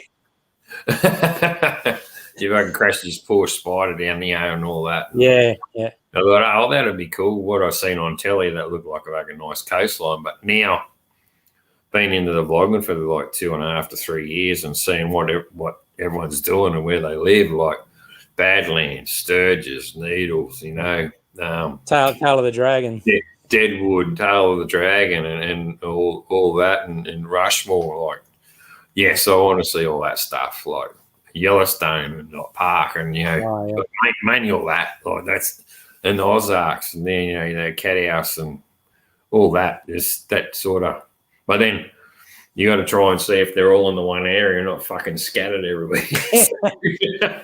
You could be mate, the number of Americans that think that I'm from the Ozarks because I've got Tropical Rider Oz. Yeah, I got a few of them saying, "Oh, yeah," I'm like, no, Australia." Yeah, that's it. But then I think, like one I did with Outback, I haven't thought when I interviewed him that he was still up at up Darwin, but he's fucking over Broomway. And I thought, oh fuck, man, I didn't realise you're over that far.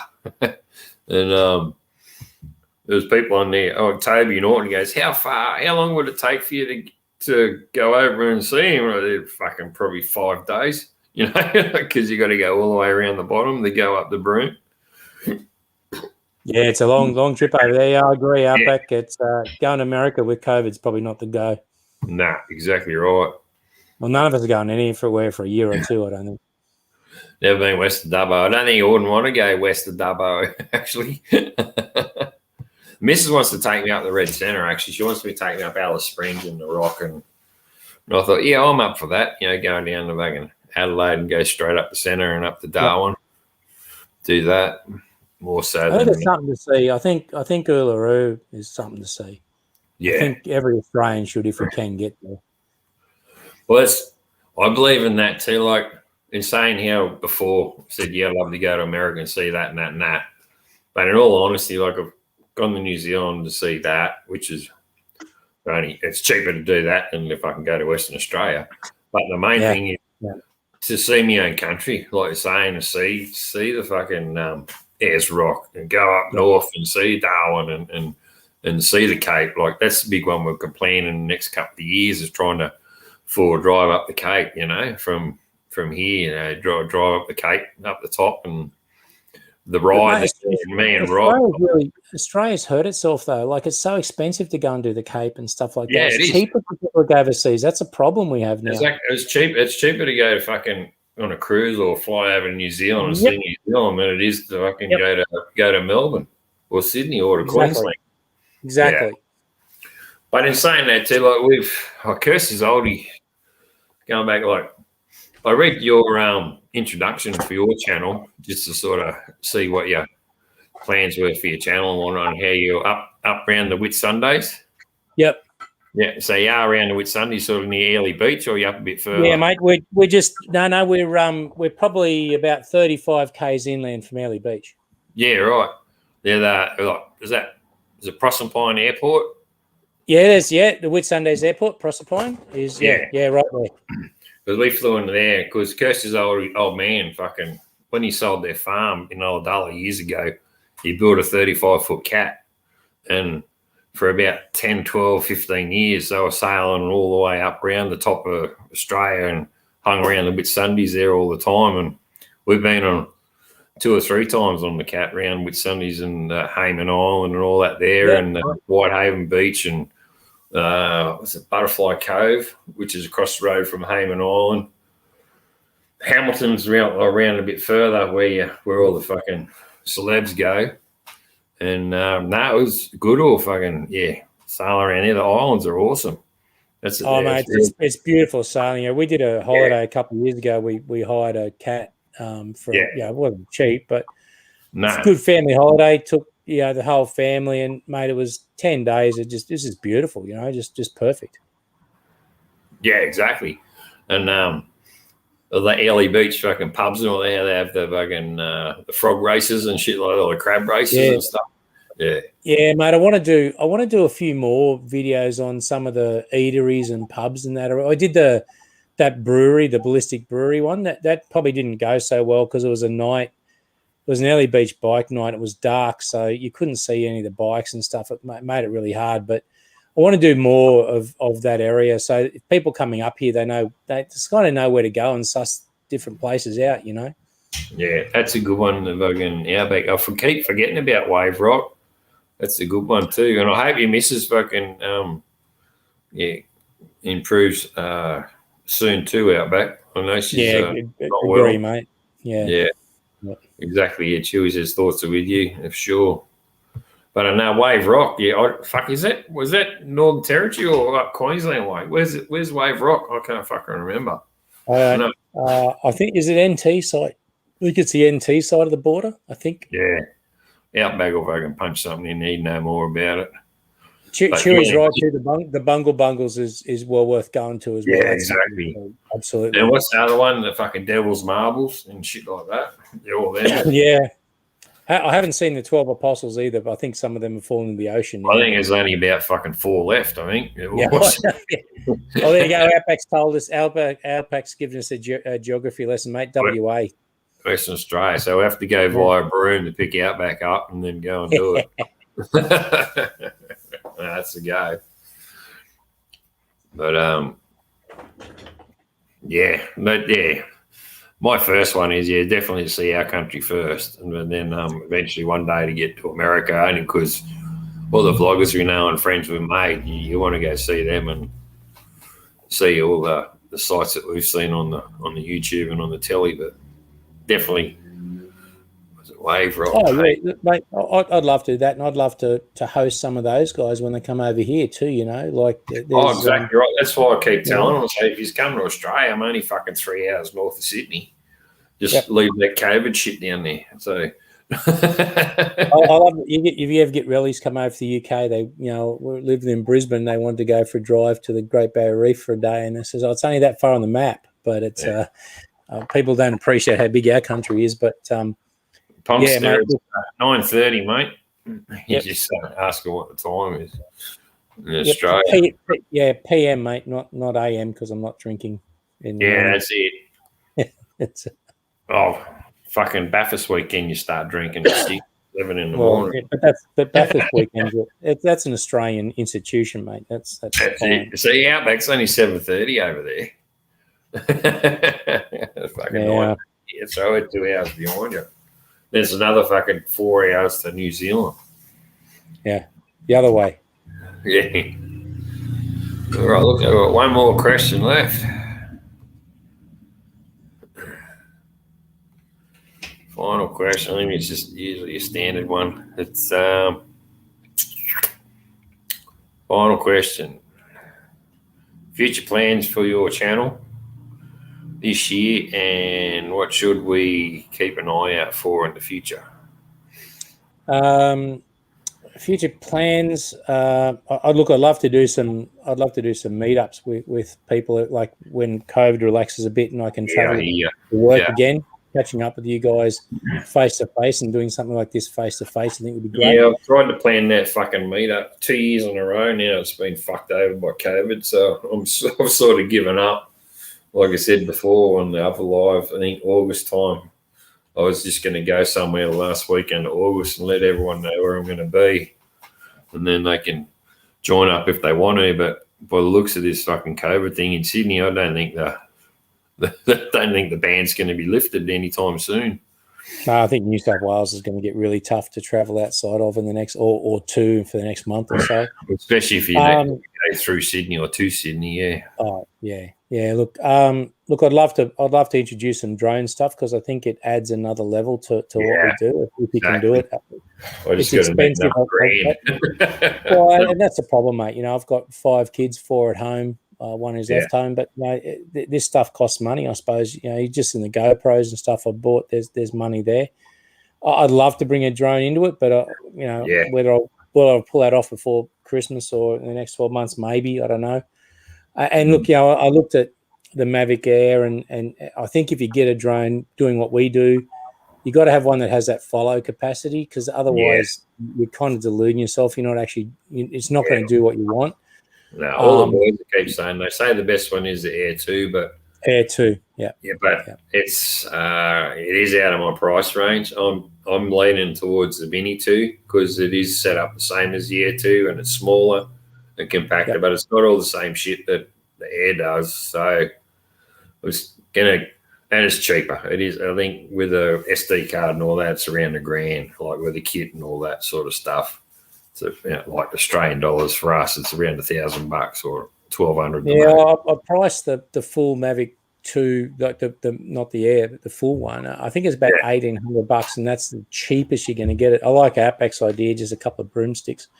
Look,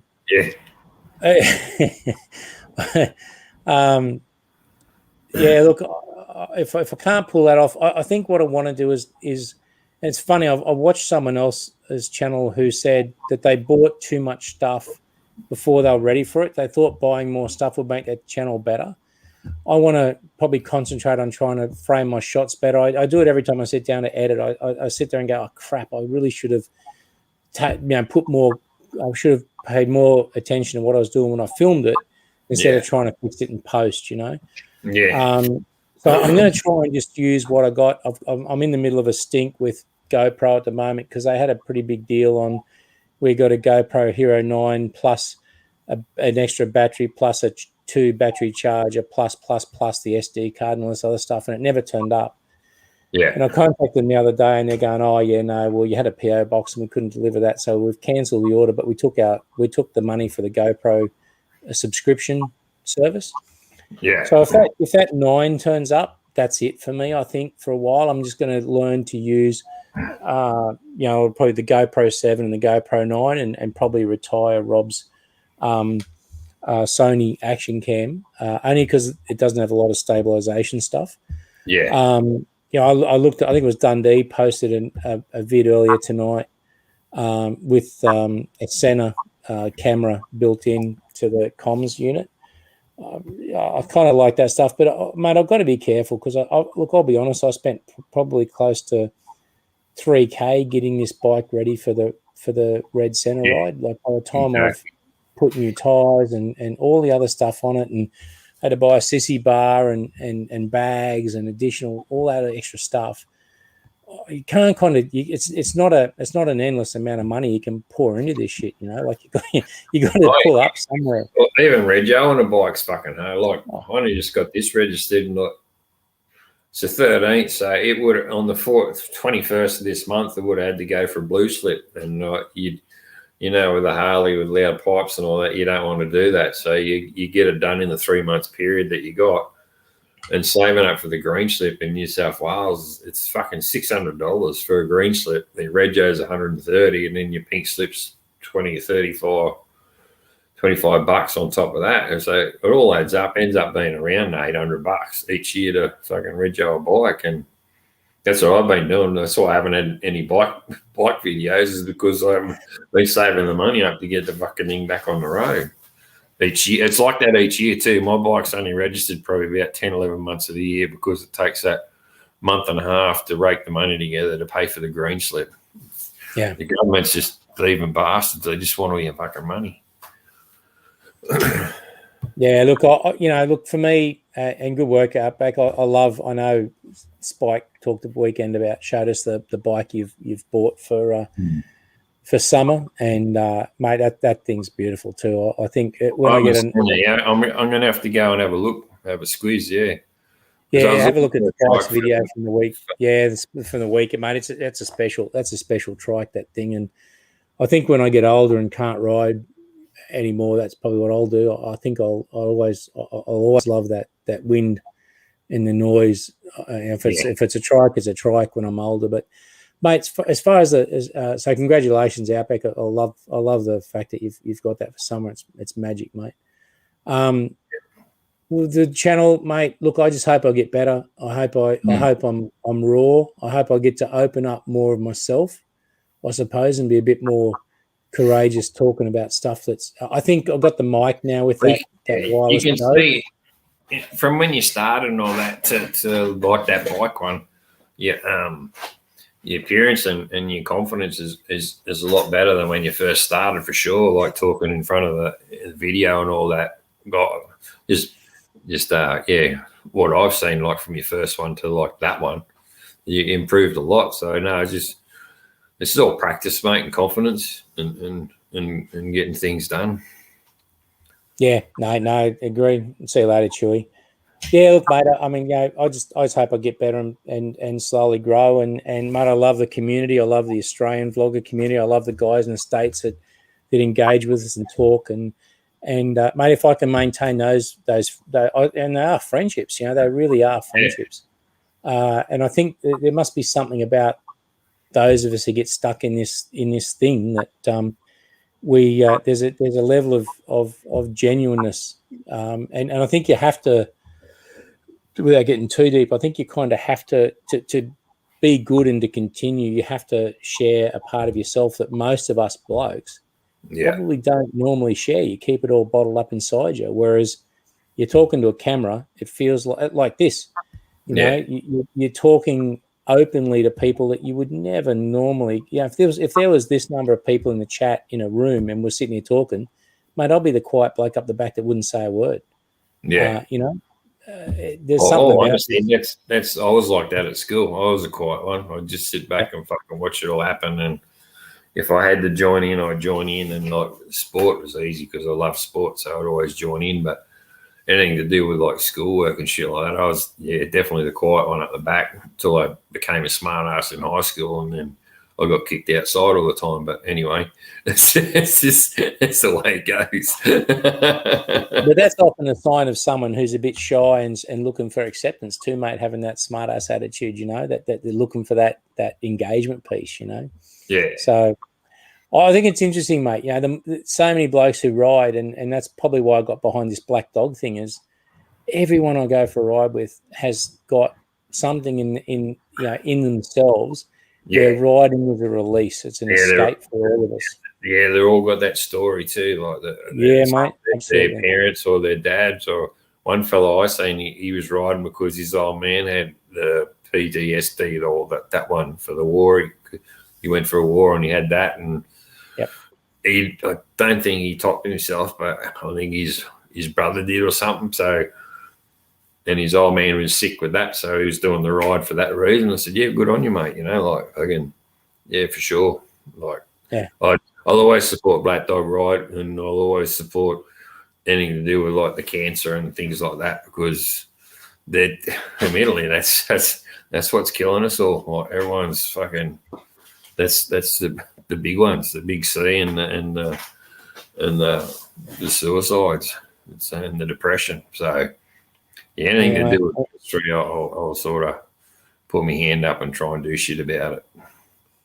Oh, and mate, it's like your involvement with Backer, like that stuff. I don't think there's a local chapter up here, but that's something we can all get behind as well. Like that, there are a lot of people out there that need some support. The hard thing about that one, I even said it to the president or that at the meeting the last time, because a lot of people didn't know they're in the country, and it's their own doing in a way, because it's. You're not allowed to talk about it, but I think I can talk about this is because they're not allowed to advertise. They're not allowed to be on social media. They've got to keep it all under wraps. But then on the flip side, the reason that is because they don't want the perps get to know where you are. They don't want to know where you live. They don't want and that sort of type of thing. And then so it's all to keep it all under wraps in that regards. And because they're doing that, than the public's not knowing that there's Barker in Australia, and it's been here since '96 when my son was born in '96. And I said, well, geez, if I'd known that way back then, I wouldn't have wasted 15 years in a social club. I would have gone straight, to Barker. But yeah, it's like you can't talk about their rides or film too much on the thing, especially if it's got to do with the kid when they're going to see a kid and all that, and to the courts, but which is understandable. But on rides there, I can ride to an event and film that, or from an event, and just sort of keep it in that regard. So just that it gets me out, and I can even go on a ride and talk about something completely different. But it's to get me out riding again, because I hadn't been in a club. I've just been doing short rides here and there. But see, their main one this year is in South Australia in September or October. Their main national rallies in South Australia. So then the one after that, I think, is in Western Australia. So it's then their national rallies that they all meet up and get together. But I don't know about them ones. I've had too many holidays this year to start with, so I'll have to start fresh next year and see what happens.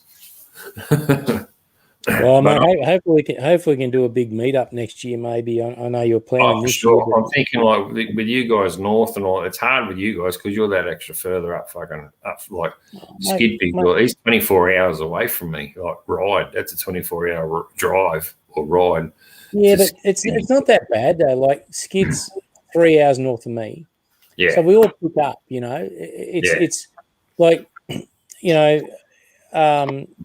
If we all sort of pick up and ride down together, Brisbane's only a day's ride from here. From there, Port Macquarie, somewhere like that's only a few hours south of that. Like it's not that hard to pick a midpoint. I was just thinking before, like a midpoint north. I know Brisbane's fucking 9 hours from here, 8-9 hours. So I even thought fucking like near Yamba or something, or even Yamba or Luca, or even Evans Head. Yamba, Woolai's a beautiful little quiet. Yeah, even Evans Head out that way. Evans Head, I grew up around that northern New South Wales area. There's some beautiful places around there. Woodburn and all that there. Yeah. Yeah, absolutely. Yep. So like, there's place. I got a brother that's at Iluka, but like Yamba and Iluka is a nice spot. You can even stop at Grafton, but Grafton's just on the river. Evans Head, so anywhere around Yamba. Good fishing around Yamba and Iluka, mate. Yeah, I reckon Yamba's a nice one to stop at. Yep. And then they're like heading south, like anywhere near Sydney or Wollongong or on anywhere. Well, I don't care south. I'll stop anywhere. I like all of it. And north, Coss Harbour, Yamba, Iluka, Evans Head, Woodburn. Even like I've always wanted to stop at the Woodburn pub and have a beer and stay in the motel next to it, but never actually got around to doing it. It's all bypassed now. So, mate, I got put on a bus to Sydney at the Rod and Reel Hotel. It is in Woodburn. Yeah, that's it. Rod and Reel Hotel. I had a number of schooners with one of my uncles who put me on a bus. I managed to get on the bus. I was like 17. Yeah. Got on the bus and fell asleep and woke up in Sydney like it was a 2-hour drive, mate. It was the best trip I've done on a bus. It's the unconscious. But yeah, mate, the old Rod and Reel. I mean, there's plenty of places around there that would be great for a meetup. Really. Yeah, exactly. Just gotta get rid of this fucking COVID and try and get it all planned again. Well, it's the one I did. The spot what I did have planned was sort of Nora Head. It's Central Coast there at a fucking caravan park near the lighthouse on the point. Then I planned a day ride to Bar Beach and then Bar Beach to Stockton, then from Stockton down to Nelson's Bay for lunch, Nelson's Bay to Anna Bay, then from Anna Bay loop back round down the highway to fucking Nora Head again. So that was the sort of the ride I had planned for the next day if they wanted to, and then party and barbecue and whatever else that night on the Saturday night, and then ride home all on the Sunday or the Monday type of thing. So, but yeah, like I said, been planning that the last 2 years and it's always been fucking up. So I sort of pushed that one aside now. Look, I'd love to catch up with Outback and Spike when I go to Perth for work, and like they're a fair way away from Perth, but Yeah, it'd be good just to catch up with people when you're going around. Whatever you can manage, and it's. I think. But mate, even when we don't get together, it is an amazing community of people who are all looking after each other, and that's something special too, eh? Yeah, that's it. Well, no worries. Okay, guys, I think we'll call it. Thank you, boys, in the chat. Oz, Chewy. Matt's just left, I think. Yeah, thanks, guys. It's been great. Thanks for this, Smitty. I enjoyed it, mate. I was a bit apprehensive about it, but it was really good, eh? It was just good conversation with a couple of blokes. It's pretty crazy. Just again. Yeah. Anyway, boys, I'll catch you later. Thanks, guys.